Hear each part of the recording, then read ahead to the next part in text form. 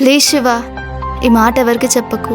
ఒక్కసారి నా కళ్ళలోకి చూసి మాట్లాడు. మా పరువు మొత్తం పోతుంది. ప్లీజ్ శివ, ప్లీజ్ ఎవరికి చెప్పకు. అవునా? చా, నేను రా ఏజెన్సీకి ముందే చెప్పేశా కదా. ముందుగానే నాకు నువ్వు ఇన్ఫర్మేషన్ ఇవ్వాలి కదా మై డియర్ టెర్రరిస్ట్. ఇంకా సేపట్లో పోలీసులు బాబాయ్ వచ్చి నిన్ను లేపుకెళ్ళిపోతారు పోలీస్ స్టేషన్కి. ఇంకా వాళ్ళు చేసే ఇంటరాగేషన్ ఉంటాయి కదా. శివ, అలా అనకు. నేను ఇది కావాలని చేయలేదు. ఒక అబ్బాయిని లవ్ చేస్తూ ఇంకో అబ్బాయిని లవ్ చేస్తేనే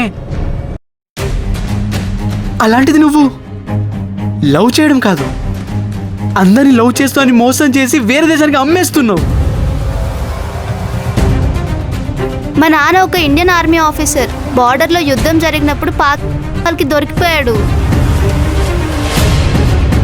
నీకు హఫీజ్ సయ్యద్ తెలుసా?